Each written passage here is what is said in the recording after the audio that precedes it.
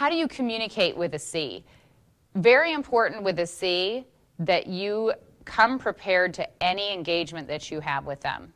Make sure that you've done whatever research needs to be done, have facts, have figures, have data. There are going to be some of you who are looking at your profile and you've got a lot of C in your profile and you're questioning a lot of things in your profile. But what if this is not right? Or what if the analyzing piece of it, that just proves that there's some C going on there. So be all right with that. That's very natural for you to want to ask questions and you want to learn more and tell me more about how this all works out. So make sure that you have facts and figures ready. Make sure you have data to support everything that you do with a C. They're going to want it, and so make sure that you have it there to provide them with.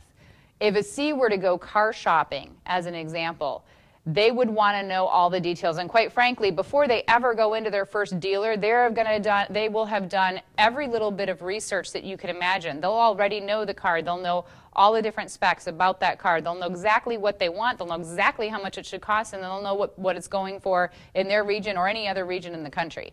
So be prepared that your C is going to be one of the most educated buyers that you're ever going to deal with if you're in a sales scenario. The other thing about a C profile, make sure you give them their space. So Cs don't love to be hugged necessarily, and quite frankly, sometimes others don't either. But for a C, they want to have their space. And sometimes for high eyes tend to be a lot more touchy-feely and want to hug people. But just be very careful that Cs are not necessarily loving that. So give them their space when you're with them. Some strengths of the C profile. Cs are critical thinkers. They have very high standards, and the standards are high for both themselves and for others. So keep that in mind about a C profile. Cs are motivated by the right way to proceed. Cs are typically accurate. They don't really put anything in writing unless they know that they've got the facts to support it. So accuracy is big for Cs. Detail-oriented, accurate.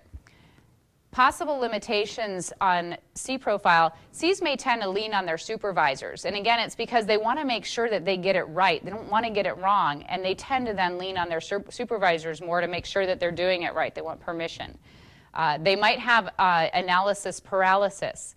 Sometimes Cs get so into the details of things that they get completely paralyzed by inactivity. So they might be slow to make a decision, slow to move. Cs don't verbalize their feelings as much. They're similar to the S profile in that even if they have something going on, you may not know about it right away. So be familiar with that as well. With the C profile, again, the last thing that I want to say about that is make sure that your case is prepared.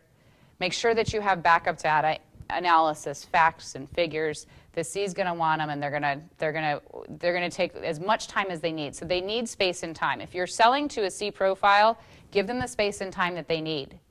Because Cs are not typically going to be making a decision right on the spot unless, of course, they feel like they've had enough interaction prior to that sale. So give them the space. Don't push a C too hard.